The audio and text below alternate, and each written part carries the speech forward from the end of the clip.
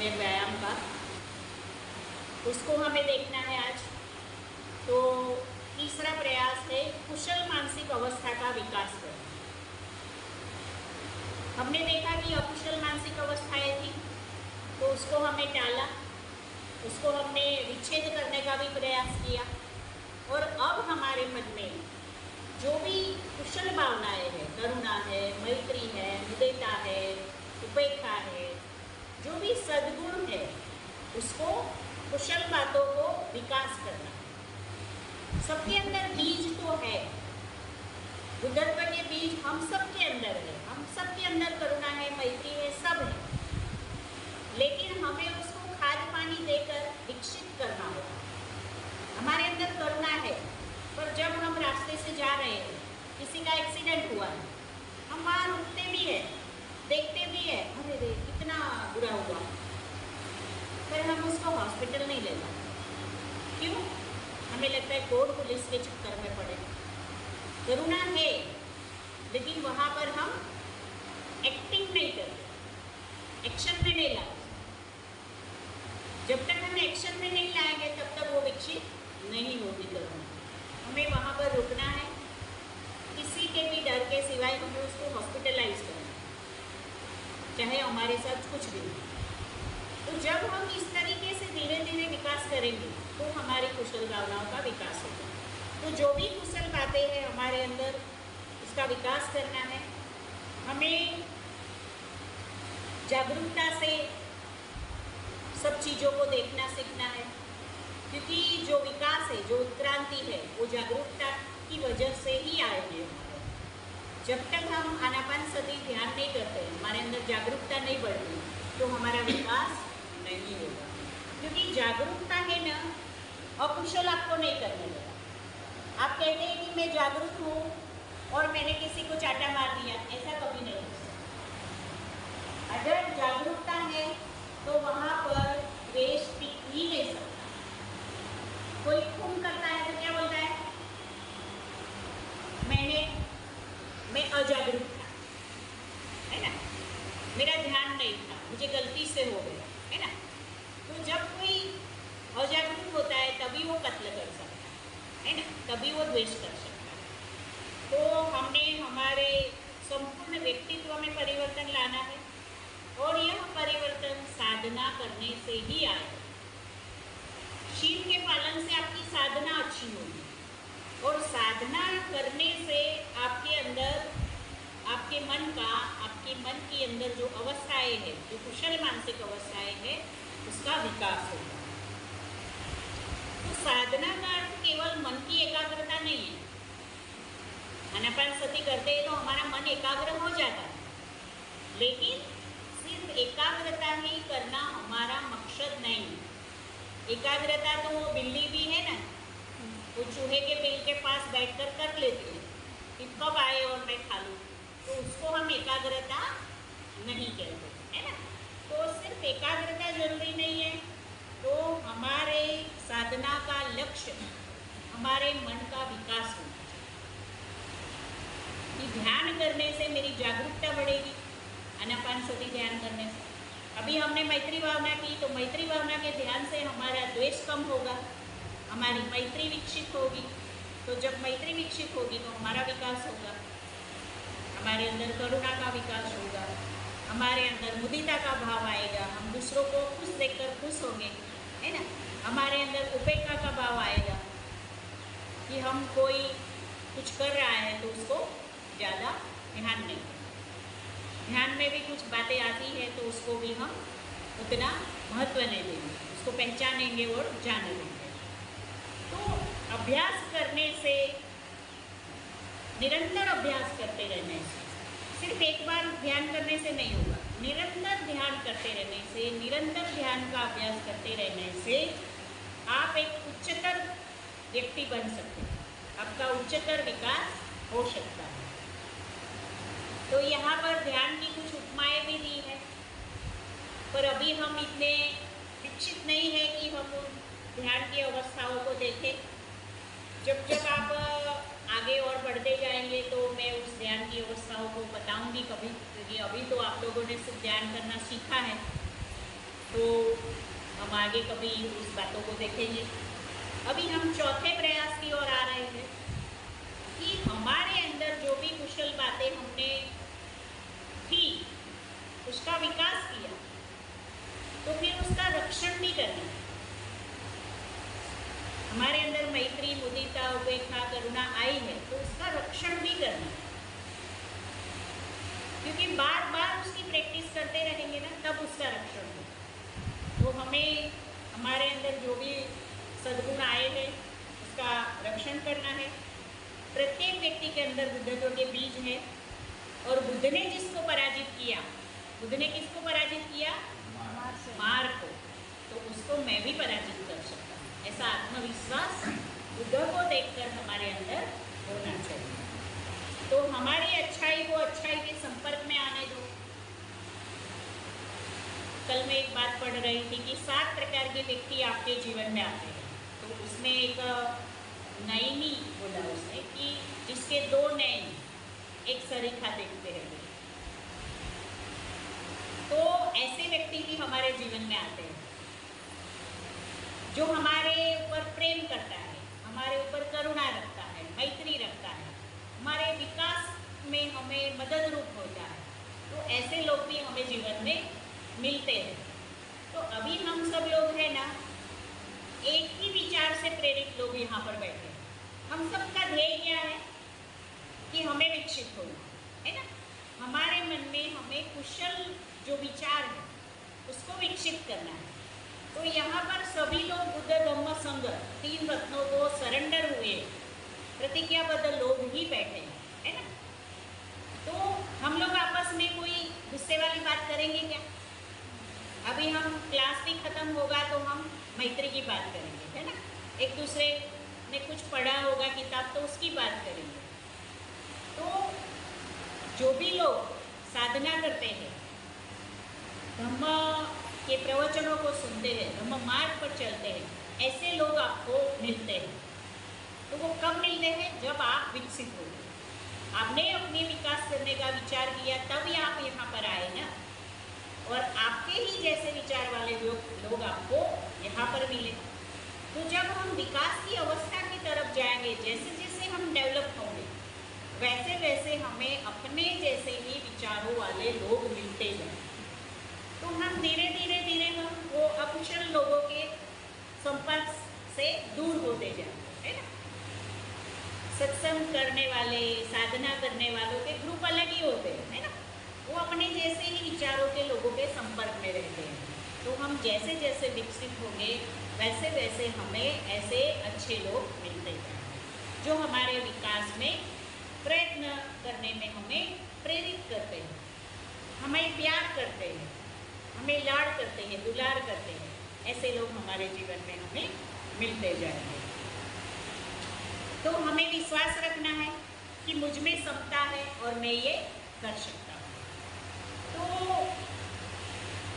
भगवान बुद्ध के पास एक बार महाप्रजापति गौतमी आए, है ना। और उन्होंने, भगवान बुद्ध ने महाप्रजापति गौतमी को बोला कि जब महाप्रजापति गौतमी ने पूछा कि कोई भिक्षु आते हैं और कहते हैं कि ये शिक्षा का पालन करो, कोई और लोग आते हैं तो बोलते हैं कि इसका पालन करो, तो क्या हम किसकी बात सच माने? तो भगवान बुद्ध ने क्या कहा कि महाप्रजापति गौतमी, जो कोई उपदेश शांत बनने में, निरासक्त बनने में, सांसारिक लोभों को कम करने में और संतुष्ट रहने में, एकांत में रहने में, वीर्यवान रहने में और उपदेश में आनंद मनाने में सहाय रूप हो, तो खात्री पूर्वक मान लेना कि वो बुद्ध की बात है ना। कितनी अच्छी बात बताई कि जो उपदेश आपको शांत बनाता है ना, शांत बनने में मदद करता है, जो आपको निरासक्त बनाता है, आसक्तियों से ऊपर उठाता है ना। लोभ, द्वेष, मोह ये सब आसक्ति है। जो हमें सांसारिक लोभों को कम करने में मदद करता है ना। मैं, मेरी बीवी, मेरे बच्चे, मेरा टीवी, मेरा रुपया, गाड़ी, बंगला, वो सब छोड़ के आए ना हम यहाँ पे। 2 घंटे के लिए ही सही, लेकिन आपने कुछ तो छोड़ा। तो ये सांसारिक बातों को हमने 2 घंटे के लिए भी छोड़ा है। फिर हम 1 दिन के शिविर में आएंगे, फिर हम 7 दिन के शिविर में जाएंगे, फिर 10 दिन के शिविर में जाएंगे। तो इस तरह से हम धीरे धीरे अपना जो सांसारिक लोभ है भौतिक चीज़ों के प्रति, व्यक्तियों के प्रति, वस्तुओं के प्रति, है ना, उसको कम करने में मदद करता है। हमें एकांत पसंद आता है, एकांत में रहना हम पसंद करते हैं। जब एकांत में रहते हैं तो हम खुद से संपर्क करते हैं, हम अपने स्वयं के मन को मिलते हैं। तब हमें पता चलता है कि मैं कैसा हूँ, मेरा स्वभाव कैसा है। नहीं तो हम क्या भीड़ भाड़ में रहते हैं। घर में भी अकेले रहेंगे तो खुद से डरने के कारण हम क्या करते हैं, टीवी चला लेते हैं, हम रेडियो चला लेते हैं, हम मोबाइल में लग जाते हैं। हम ऐसा नहीं सोचते कि मैं थोड़ी देर शांति से अकेला बैठूँ, खुद को देखूँ, थोड़ी देर आँख बन के भीतर जाऊँ, क्योंकि जो भी कुछ है ना अपने अंदर है, बाहर कुछ नहीं। पर हम स्वयं से डरते हैं, हम स्वयं से मिलने से डरते हैं, हम स्वयं के स्वभाव से डरते हैं। और ऐसा ही हम पूरा जीवन करते रहते हैं, स्वयं को मिलते ही नहीं है। तो फिर अंत में क्या होता है, जब मृत्यु होती है तो क्या होता है, आपका स्वयं आपके सामने खड़ा हो जाता है, तेज प्रकाश, आपकी आंखें चकाचौंध हो जाती है। कौन है वो? आप स्वयं। लेकिन आप कभी मिले ही नहीं उससे, तो आप डर जाते हो। मृत्यु के समय लोग डरते हैं ना, एकदम से उनके सामने प्रकाश, जो हमारे अंदर का चैतन्य है वो हमारे सामने खड़ा हो जाता है। तो हमें स्वयं से मिलना है, सांसारिक बातों से हमें थोड़ा दूर जाना है, और ऐसे शिविर, ऐसे धम्मवर्ग में बार बार जाना है। घर में भी हम 24 घंटे में से 1 घंटा तो निकालें, धम्माध्ययन करें, ध्यान करें, हफ्ते में 1 बार किसी को मिलने जाएं, धम्म के संपर्क में लोगों को लाने का प्रयास करें कि भाई मैं धम्मवर्ग में जा रहा हूँ, मेरे अंदर ये परिवर्तन हुआ, आप भी आइए। आपने कोई किताब पढ़ी है तो आप किसी मित्र को मिलिए और उससे चर्चा कीजिए कि मैंने ये किताब पढ़ी है, उसने ये लिखा है, आप भी पढ़िए। आप पढ़ने के बाद उसको दीजिए। बौद्ध धर्म में सबसे अच्छी बात है किताबों का आदान प्रदान, ध्यान सीखना, शील पालन के लिए प्रेरित करें। तो इस तरह से हम एकांत में रहना सीखना चाहिए, वीर्यवान रहे हम, हमें डल नहीं होना है, हमें उत्साहित होना, हमेशा ध्यान के लिए, धम्म प्रवचन के लिए हमें उत्साहित होते रहना है। और जो उपदेश हमें आनंद में मनाने में सहाय रूप है, ऐसे उपदेशों को ही हमें बुद्ध का उपदेश है ऐसा करके मानना। तो कसौटी विचार में नहीं पर हमारे व्यवहार में।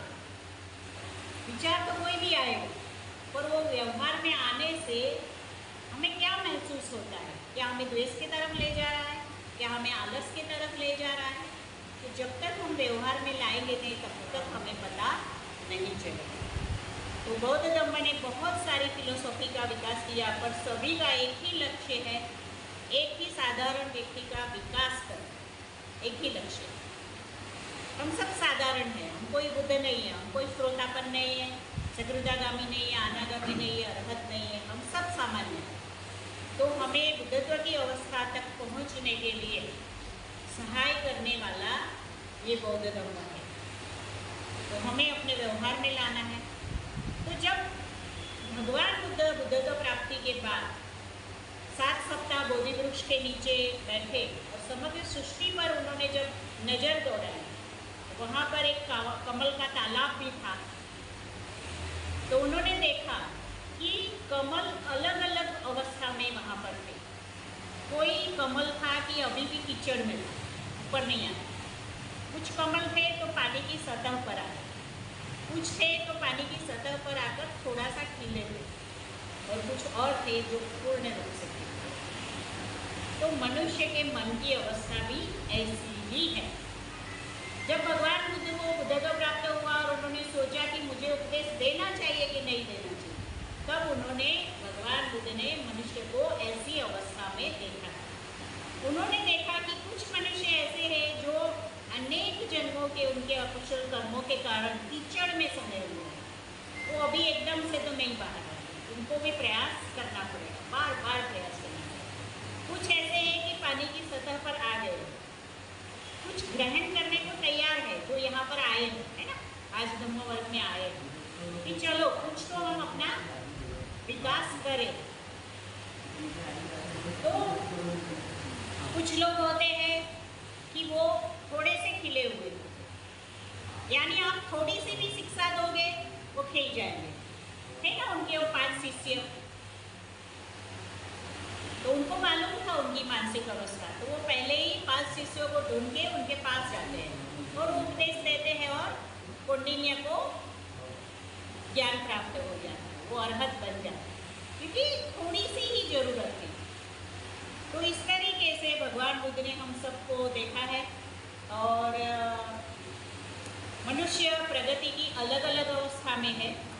तो उच्च उत्क्रांति और कनिष्ठ उत्क्रांति दोनों ही हमारे जीवन में है। कनिष्ठ उत्क्रांति मतलब?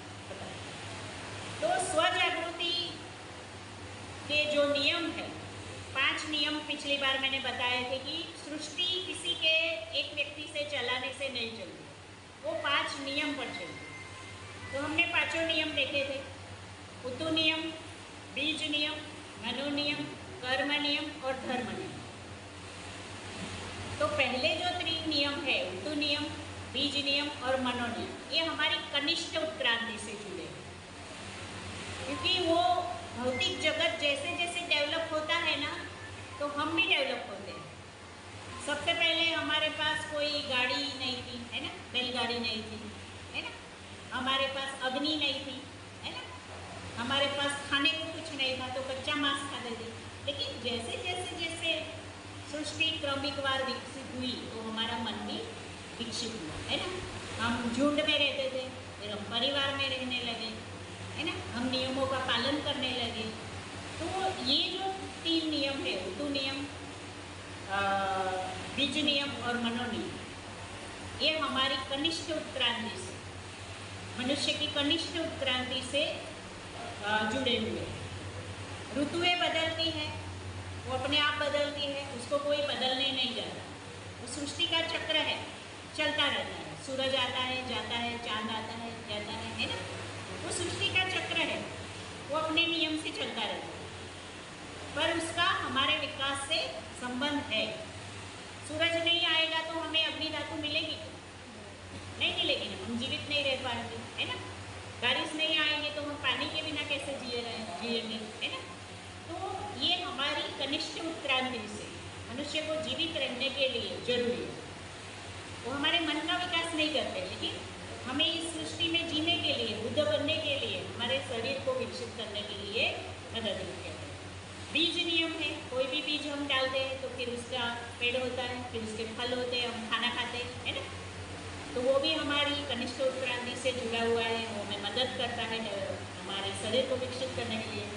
मनो नियम है, तो कुछ बातें अपने आप होती है, जैसे हमने सुग्रीव पक्षी का देखा कि वो कितना अच्छा घोंसला बनाता है, उसने कोई इंजीनियरिंग की ट्रेनिंग नहीं ली है ना, वो कुदरती है। हमने इमली देखी, हमारे मुंह में पानी आया, वो कुदरती है। हमारी आँख में तिनका गिरा और हमारी आंखें अपने आप बंद हो गई, वो कुदरती है। तो कुछ बातें कुदरती है जो हमारे अंदर है, पक्षियों में है, प्राणियों में है। जहाँ पर बहुत बर्फ़ गिरती है तो वो पक्षी कैसे भारत की ओर आते हैं, और जब उनको पता चलता है कि वहाँ पे अभी समाप्त हो गया वो मौसम, तो फिर वापस चले जाते हैं। वो कोई मैप बना के नहीं निकलते, लेकिन वो मनोनियम पर आधारित है, उनको कुदरती वो मिला है। तो हमें भी, मनुष्य को भी कुदरती कुछ बातें मिली है, तो जिससे हमारी कनिष्ठ उत्क्रांति होगी। और उसके बाद कर्म नियम और धम्म नियम, ये हमारी उच्च उत्क्रांति उससे जुड़े हुए हैं। क्योंकि कर्म हम जो भी करते हैं, कुशल या अकुशल, उसका फल हमें मिलता ही है। कर्म 3 प्रकार के होते हैं। एक पानी पर लकीर, है ना, पानी पर लकीर कितनी देर रहेगी, तुरंत ही मिट जाएगी। दूसरा रेत पर लकीर, है ना, तो जैसे पानी आएगा तो वो लकीर मिट जाएगी। और तीसरा है पत्थर पर लकीर। तो हमारे कर्म भी ऐसे ही है, छोटा सा झूठ बोल दिया, पानी पर लकीर जैसा है ना। फिर थोड़ा बड़ा बोला तो पत्थर वो रेत पर लकीर जैसा है। और किसी का खून कर दिया तो फिर पत्थर पर लकीर।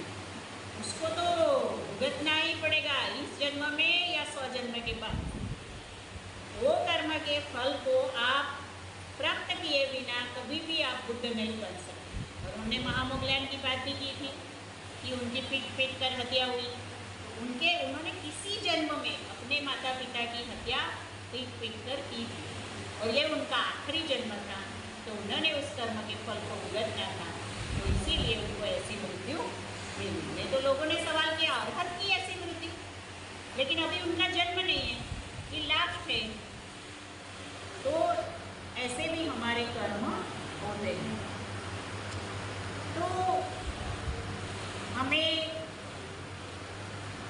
एक बौद्ध समझकर धम्म के आचरण हेतु जो भी लोग सिद्ध हुए हैं, ऐसे व्यक्तियों के संपर्क में आना है।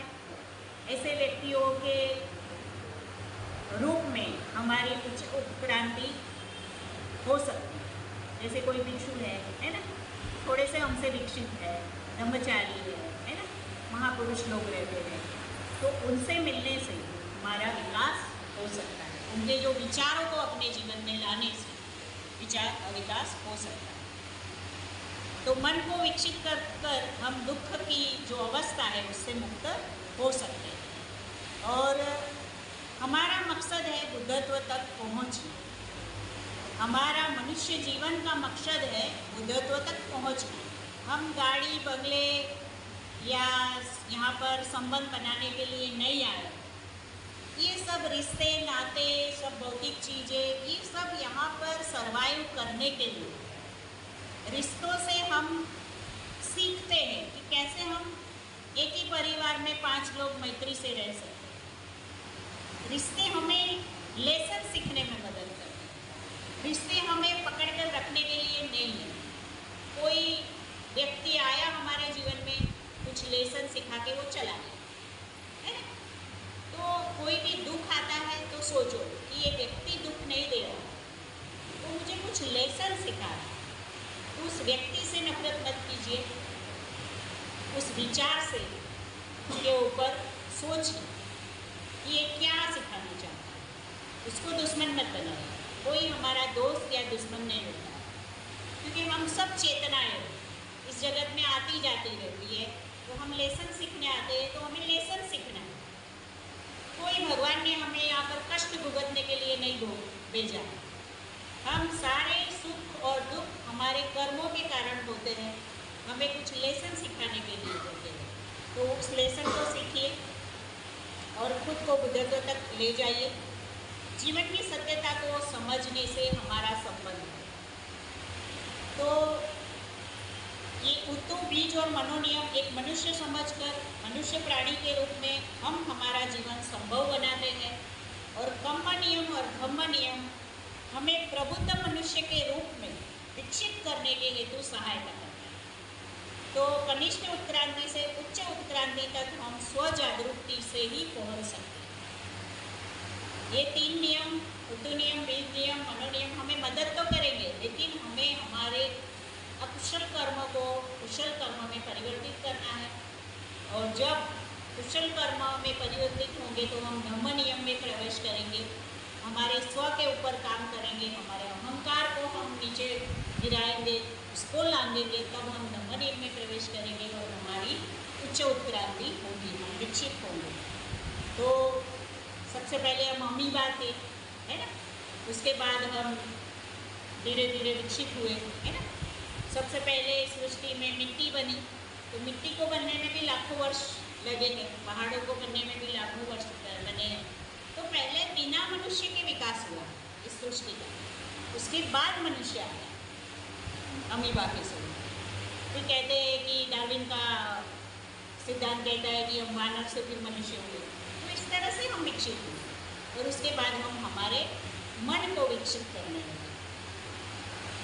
यहाँ 28 बुद्धों की ये धरती है, बारी बारी सब बुद्ध आए हैं और हम मनुष्य जीवन को डेवलप करने में, विकसित करने में हमें उन्होंने प्रेरणा दी।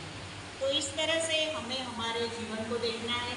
हम आज ध्यान कर रहे हैं, तो आगे भी हम ध्यान के माध्यम से और कुछ किताबों के माध्यम से हम पढ़ेंगे, उसके माध्यम से भी हम डेवलप हो सकते हैं। तो आपके इस 4 जो बातें हैं इसके बारे में कुछ प्रश्न है तो आप हमें पूछ सकते हैं। जय हिंद, नमोदय।